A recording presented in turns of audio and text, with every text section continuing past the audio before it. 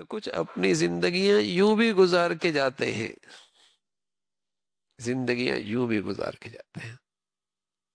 حضرت انور شاہ صاحب رحمۃ اللہ علیہ، انور شاہ صاحب رحمۃ اللہ علیہ عجیب و عجب آدمی تھے۔ ایک مرتبہ انہیں دارالعلوم سے ہندوستان سے مصر بھیجا گیا۔ اس زمانے میں بیل گاڑیوں کا سفر ہوا کرتا تھا، بیل گاڑیوں کا مہینے لگتے تھے۔ جامع ازہر اس وقت مشہور ترین ادارہ تھا دنیا کے اندر۔ ان کے پاس ایک کتاب تھی نور العزا، عربی زبان میں۔ استاد نے انہیں بھیجا، جاؤ وہ کتاب لے کے آؤ۔ یہ وہاں گئے، کتاب ان سے درخواست کی کہ آپ کی لائبریری میں یہ کتاب ہے، مجھے ہندوستان لے کے جانی ہے۔ انہوں نے فرمایا یہ ہمارے پاس نایاب ہے، ہم دے نہیں سکتے، مطالعے کے لیے آپ لے سکتے ہیں، چند دن مطالعہ کر لیں، واپس کتاب نہیں دے سکتے۔ مطالعہ کر کے واپس آئے، اپنے استاد سے شیخ الہند رحمۃ اللہ علیہ سے عرض کیا، کتاب تو نہیں ملی۔ حضرت کو بڑا افسوس بھی ہوا، طلباء کا ناغہ بھی ہوا، مدرسے کا خرچہ بھی ہوا، مشقت بھی اٹھائی اور کام بھی نہیں ہوا۔ تو شاہ صاحب رحمۃ اللہ علیہ نے فرمایا حضرت کچھ دن مجھے مہلت دے۔ آپ نے اس مطالعے کی برکت سے آپ نے اپنی ذہانت کے بل بوتے پر وہ پوری کتاب لکھ کر پیش کر دی، عربی زبان میں تھی، اور پھر اسے مصر بھیجا اور ان سے کہا کہ اسے اصل کتاب سے ملا لو۔ انہوں نے کہا امام بخاری کے بعد اگر ہم نے کسی کا حافظہ دیکھا ہے تو اس شخص کا حافظہ دیکھا ہے۔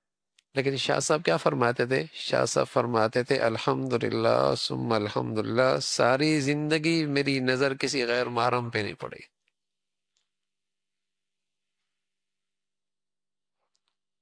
ایک مرتبہ تقریباً 55 سال کی عمر تھی، بخاری پڑھاتے تھے دارالعلوم میں ہندوستان میں، تقریباً اتنی عمر تھی۔ ایک مرتبہ گھر تشریف لائے تو قاری طیب صاحب رحمۃ اللہ علیہ کی والدہ بوڑھی، 60 سال سے اوپر عمر ہوگی ان کی، بوڑھی عمر عورت، وہ گھر میں آئی ہوئی تھی، پتہ نہیں چلا۔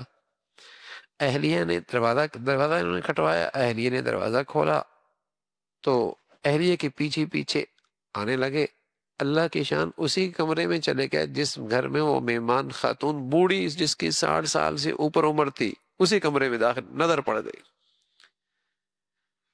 قاری طیب صاحب فرماتے ہیں کہ جب بھی بخاری میں نظر کے بارے میں کوئی احادیث آتی تو بڑے افسوس کے ساتھ تذکرہ کرتے کہ ساری زندگی میں یہ پہلی مرتبہ ہوا کہ میری نظر پڑی ہے۔ اندازہ لگائیے، وہ بھی بوڑھی، وہ بھی اتفاقاً۔ گناہوں کی نحوست سے آپ نہیں دیکھتے میرے عزیزو آج کس چیز میں برکت نہیں رہی ہے۔ کثرت کی کمی نہیں ہے، کثرت کی کمی نہیں ہے۔ اب دیکھیں حالانکہ اتنے ذرائع ہو گئے ہیں، ہونا چاہیے تھا کہ آدمی فارغ ہوتا، آدمی فارغ ہوتا، کیونکہ پہلے ملاقات کرنے کے لیے کتنا وقت لگتا تھا، بات کرنے کے لیے کتنا وقت لگتا تھا، کسی چیز کی تلاش کرنے میں کتنا وقت لگتا تھا، کسی چیز تک پہنچنے میں کتنا وقت لگتا تھا۔ اب تو تیزی تیزی ہے، لیکن وقت سے برکت کیسی اٹھی، ایسا لگتا ہے پہلے زیادہ مصروفیت ہو گئی ہے، وقت ہی نہیں ہے۔ اور مہینے یوں گزر رہے جیسے ہفتے، اور ہفتہ یوں گزر رہا جیسے دن، اور دن یوں گزر رہا جیسے ایک گھڑی، زندگی یوں گزر رہی، برکت ہر چیز سے اٹھ گئی، زندگی گزر رہی ہے، کس کام میں لگ رہی کوئی پتہ نہیں۔